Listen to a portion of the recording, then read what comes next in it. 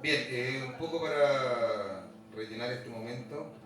Soy Alfredo Giver, también soy profesor y el proyecto que tengo se llama Desarmando Narraturgia porque es una mixtura entre la poesía, vamos a contar historias, la música y la narración oral. ¿Ya? Ñe es una palabra en lengua guaraní. Y ñe significa palabra. Y también ñe significa alma. Es por esta razón que los indios e indias guaraníes creen que quienes mienten o dilapidan la palabra son traidores del alma.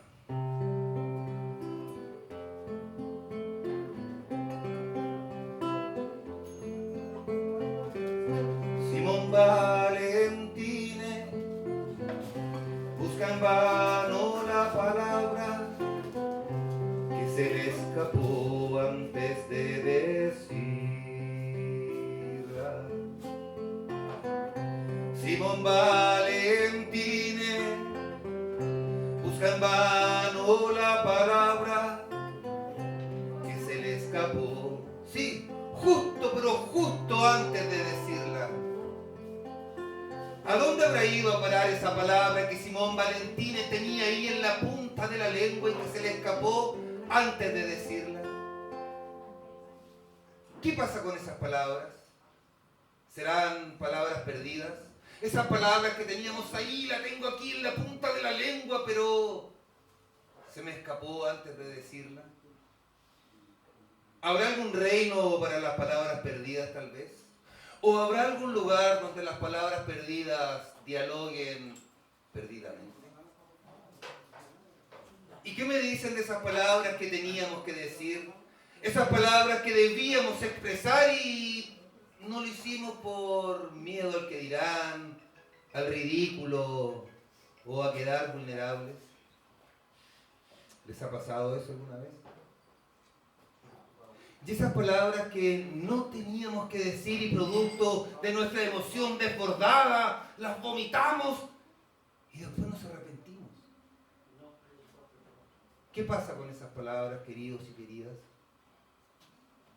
¿Desaparecen? ¿Mueren? ¿Quedan ahí? ¿Se reencarnan?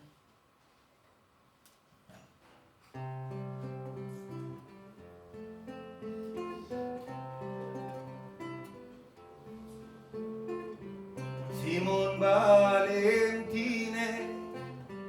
busca en vano la palabra que se le escapó antes de decirla, que se le escapó antes de decirla. Los cuentacuentos cuentan mientras la nieve cae. Así manda la tradición para los indios e indias de América del Norte. Dicen que cuando los cuentos suenan, las aves se olvidan de alimentar a sus crías. Las flores se olvidan de mirar al sol. Y el río guarda un silencio tan absoluto para poder escuchar cada palabra de esa historia. En Haití, por ejemplo, los cuentos se cuentan de noche porque dicen que de noche vive lo sagrado y quien osa contar de día, la montaña le arrojará una pedrada en la cabeza y toda su familia caminará en cuatro patas durante toda la eternidad. En Haití los cuentos se cuentan de noche porque de noche, como dije, vive lo sagrado. Y quien sabe contar, cuenta sabiendo que el nombre es la cosa que el nombre nombra. El nombre es la cosa que el nombre nombra. No te busqué, ni tú tampoco. ¿En qué fiesta de mierda me he metido? Yo no sé qué hacer conmigo. Yo no sé si te puedo esperar. ángel redentor mundano.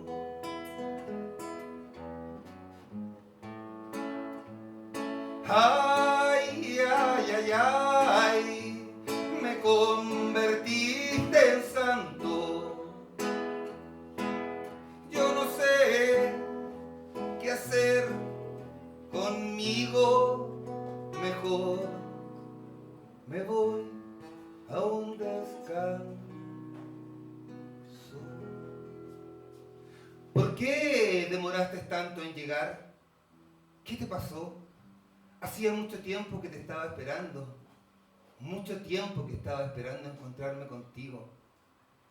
Ah, es que me quise poner bella para ti. ¿Y cómo me veo? Te ves hermosa. En realidad te ves preciosa. Mucho más bella de lo que yo imaginaba. Gracias. ¿Puedo acostarme contigo? Lo estaba esperando hace mucho tiempo. Créeme que lo estaba esperando hace mucho tiempo. Ella se sentó suavemente en la orilla de la cama de él. Él se corrió en su cama, levantó el cobertor. Ella se metió en la cama, se puso de manera horizontal. Él apoyó su cabeza en la almohada. Ella también apoyó su cabeza en la almohada. Él la miró coquetamente y le cerró un ojo. Ella, la muerte también le cerró un ojo. Él suspiró por última vez y ella también. Ay, ay, ay, ay, me convertiste en santo. Yo no sé qué hacer conmigo, mejor me voy a un descanso.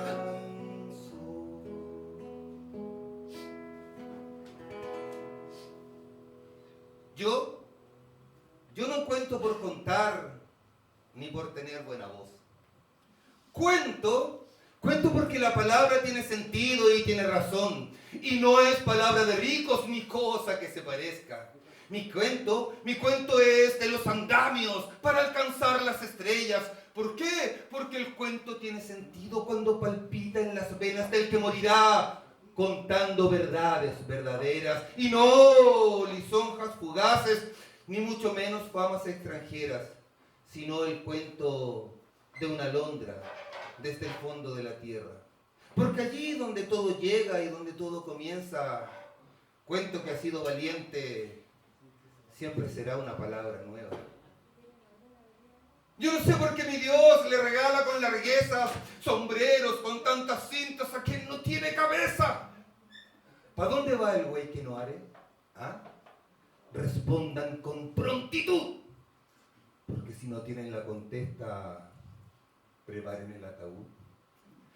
Vale más en este mundo ser limpios de sentimientos.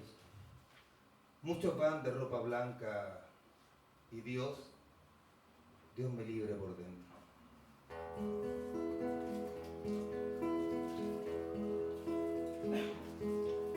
Hoy día se cumple un año de esa vez cuando llevaron al flaco.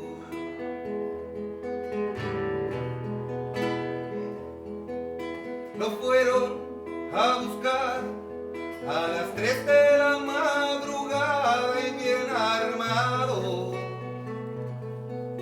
Dijeron pertenecer a un organismo del Estado.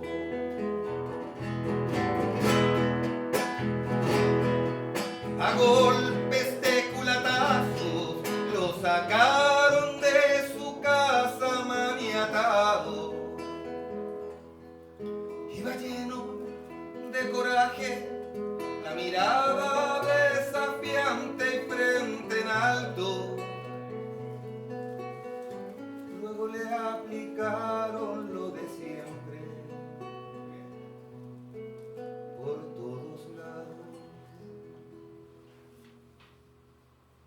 A los presos políticos en algún país de América Latina, nuestra América Latina, se les prohíbe reír. A los presos políticos de algún país de América Latina, nuestra América Latina, a los presos políticos se les prohíbe silbar, se les prohíbe correr, se les prohíbe hablar fuerte, se les prohíbe conversar con sus compañeros presos políticos. En algunos países de América Latina, nuestra América Latina, a los presos políticos cuando los van a visitar, sus visitas tienen estrictamente prohibido llevar dibujos de mujeres embarazadas, pero sobre todo está estrictamente a las visitas traer dibujos de pájaros. ¿Sí? Estrictamente prohibido traer dibujos de pájaros. ¿Por qué será? El Flaco, maestro de escuela rural, quien fue preso por tener ideas ideológicas. El Flaco, maestro de escuela rural, quien fue preso por hacerle creer a sus estudiantes que la libertad existía y que podrían hacer con su vida lo que ellos quisiesen siempre y cuando se lo propusiesen y perseverasen. Al Flaco, cuando lo tomaron preso, maestro de escuela rural, recién a los 4 meses le permitieron una visita. Y el Flaco eligió a Sofía Valentina, su hija de 7 años. La noche anterior a que llegara Sofía Valentina, su hija de 7 años, a ver al Flaco, el Flaco estaba en su celda de preso político y se sentaba en su cama de preso político y se levantaba de su cama ansioso. Lo único que quería era que la noche devolviese el día para poder ver a Sofía Valentina, su hija de 7 años. Cuando por fin llegó el día, el Flaco se levantó, se puso su ropa de preso político, se miró frente al espejo de preso político y fue rumbo a la sala de visitas. Y ahí estaba el Flaco, esperando a que Sofía Valentina, su hija de 7 años, lo fuese a visitar. Cuando el Flaco vio entrar a Sofía Valentina, se le partió el alma, porque su hija venía con un montón de papeles rotos en sus manos. Papá, papá, mira, el guardia, papá, el guardia me rompió el dibujo de pájaros que te traía, papá, que yo lo había estado haciendo todo el día para ti, y ese guardia de la entrada me rompió el dibujo de pájaros que te traía, papá.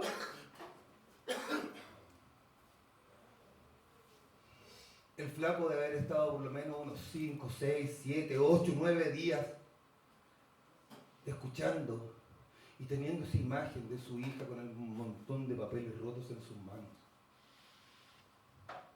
A los 4 meses siguientes, nuevamente le permitieron una visita. Y adivinen, ¿a quién escogió? A Sofía Valentina, su hija de 7 años. Esa noche el Flaco no tenía esa ansiedad ni ese nervio de la noche anterior cuando vino su hija. Solo quería ver a su hija y decirle cuánto la amaba, cuánto la extrañaba. Así que ese día se levantó y fue rápidamente a su sala de visitas. Y ahí estaba. Y cuando vio entrar a Sofía Valentina con una sonrisa de oreja a oreja, al Flaco fue como si se iluminara por dentro y todo se volvió alegría. Hola, papi. Cierra los ojos. Pero mi amor, papá, cierra los ojos. Ya. Papá, estira las manos. Ya, hija. Ahora, papá, abre los ojos. Oh, mi amor. Qué lindo dibujo de árbol. Es el árbol más lindo que he visto en toda mi vida, mi amor. Gracias, papá, porque lo estuve haciendo toda la semana para ti, papi. ¿Por qué? Yo te quiero, papá. extraño tanto, viejo, tanto, tanto, papá, que puse todo mi amor en ese dibujo de árbol. Mi amor, es el árbol más hermoso que he visto en toda mi vida. Es precioso. Gracias, papá. Oiga, hija, el dibujo está hermoso, precioso, pero ¿qué árboles? Esas cosas redondas que tiene ahí son manzanas. ¿Qué fruta es? Naranjas, es duraznos. ¿Qué es? ¡Shh! ¡Cállate, papá! Son los ojos de los pájaros que están escondidos.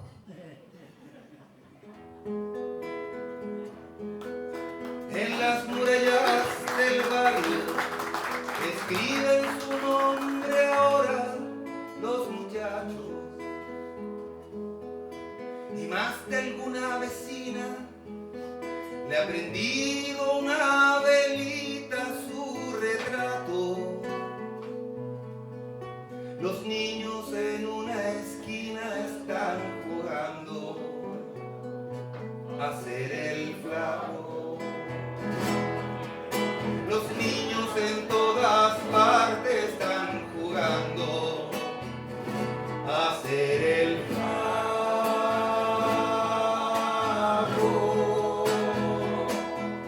Guerrillero es el flaco, un guerrero de la paz y el amor. Guerrillero es el flaco, un guerrero de la paz y el amor. Un guerrero de la paz y el amor. Un guerrero de la paz y el amor. Dedicado a todos los flacos y flacas que están aquí, que han estado toda su vida con mucho respeto, con mucha admiración. El cuento Pájaros Prohibidos de Eduardo Galeano.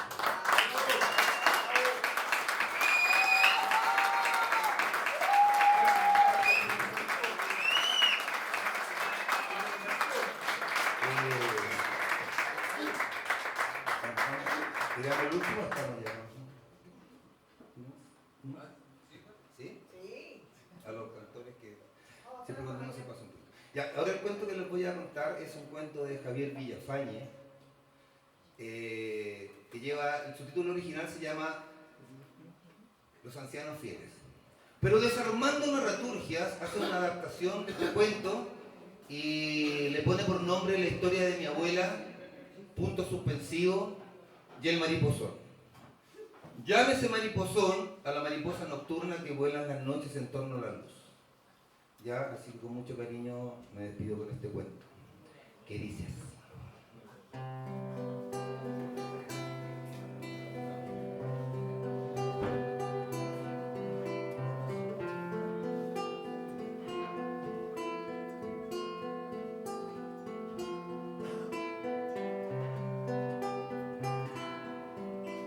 Hola, soy un nieto, ¿sí?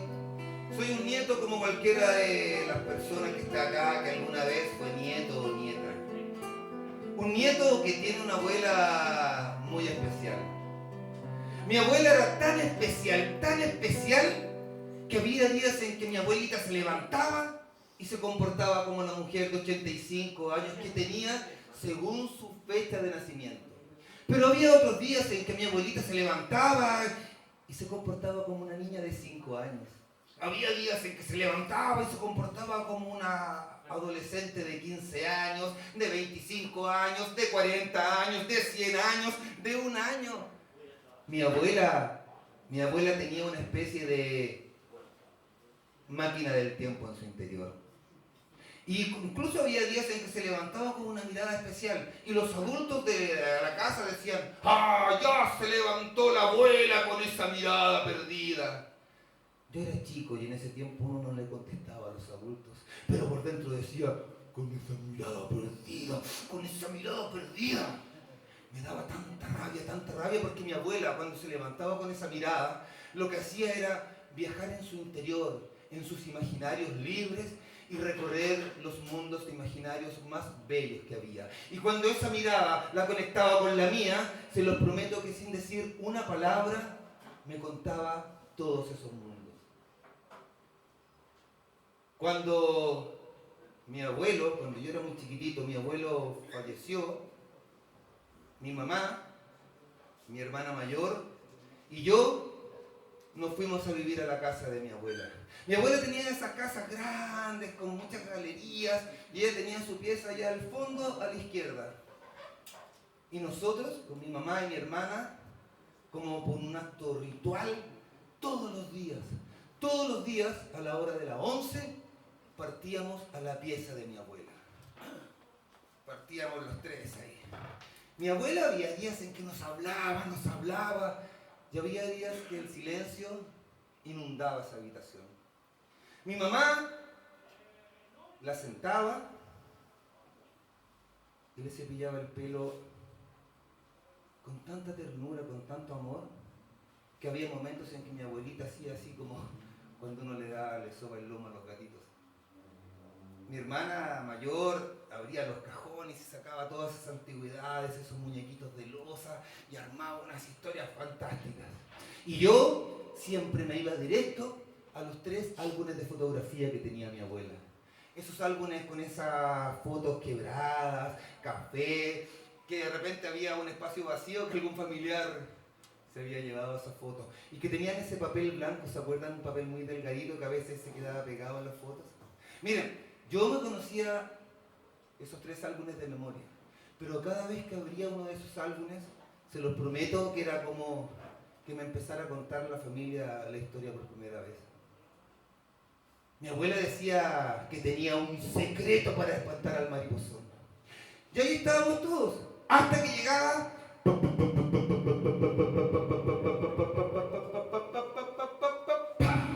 entraba el mariposón, esa polilla nocturna, y mi abuela miraba al mariposón y nos decía: ¡ay!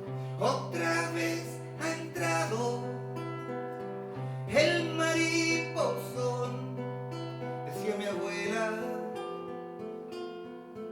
Decía mi abuela, voy a espantarlo de esta habitación, todo pa' afuera, toda pa' afuera, decía mi abuela.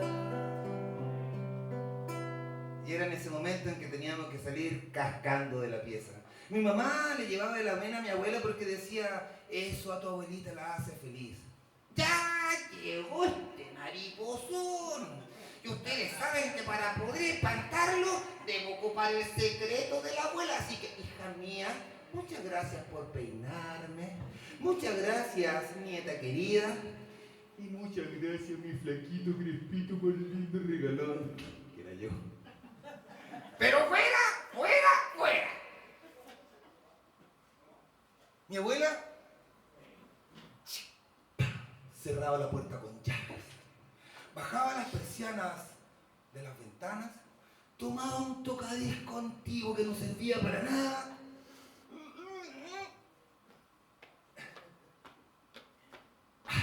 y lo dejaba ahí en la mesa de centro. Encendía unas lámparas antiguas que tenía y apagaba la luz del presente. Ahora ustedes se preguntarán, con justa razón, ¿y cómo sabías tú todo eso que hacía tu abuela si era un secreto? Bueno, esa noche, sin que mi mamá, ni mi hermana mayor, y mi abuelita se dieran cuenta, hice como que salía, y como era chiquitito me metí, me escondí ahí detrás del mueble de la pieza de mi abuela, porque lo único que quería, lo único que anhelaba, era saber conocer el secreto que tenía mi abuela para espantar a ese mariposón.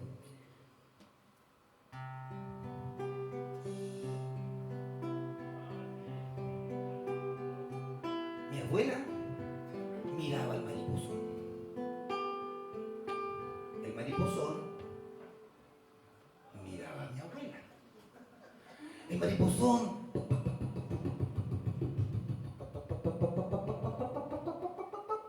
dio 2 vueltas a la lámpara y se puso a caminar por el espejo de la cómoda de mi abuela. En un momento el mariposón se estiró y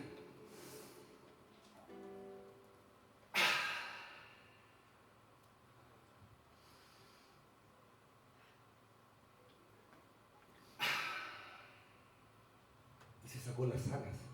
Sí, se sacó las alas y se fue a sentar ahí a la silla de la pieza de mi abuela. Mi abuela fue, abrió un ropero, sacó un bigote, un traje de hombre y unas trenzas. Ese mariposón que estaba ahí ya no era un mariposón, ya era una mezcla rara de Penúltimo Lindera, el primer polizonte en el viaje a Venus, no sé. La cosa es que mi abuela abrió otro armario, sacó un sombrero y sacó un traje de mujer. Ese mariposón se había convertido en un hombre pilucho. El hombre se puso de pie, se puso su traje de hombre, un bigote y el sombrero. Y mi abuelita, sus trenzas y su vestido. Y no me van a creer, era mi abuelo. Era mi abuelo y mi abuela. Yo estoy seguro que era mi abuelo y mi abuela porque era exactamente la misma fotografía que tenía mi abuela en el comedor de su casa. Mi abuelo miró a mi abuela muy coquetamente. Mi abuelita le dio la mano. Se miraron con tanto amor, como un amor por primera vez, y empezaron a caminar lentamente por la pieza de mi abuela. Y ese tocadisco que yo pensé que estaba malo, empezó a sonar. En ese momento mi abuela y mi abuelo empezaron a flotar. Sí, a flotar alrededor de la lámpara de la pieza de mi abuela. Volver a los 17, después de vivir un siglo, es como descifrar signos sin ser sabio competente, volver a ser de repente tan frágil como un segundo.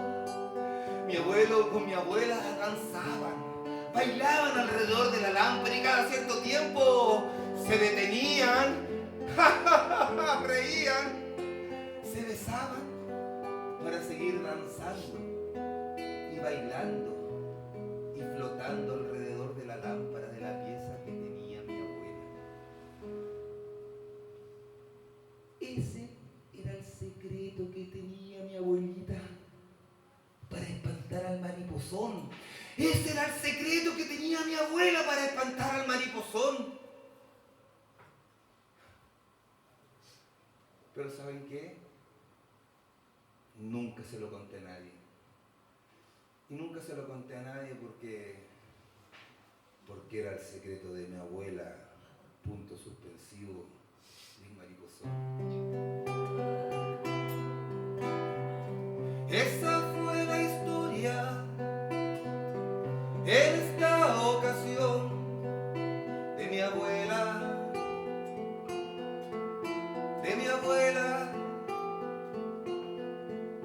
y el mariposón. Muchas gracias.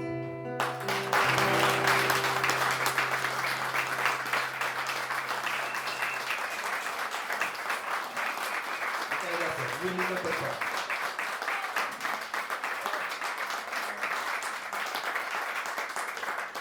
Ustedes al maestro de ceremonia. ¿Saco nomás?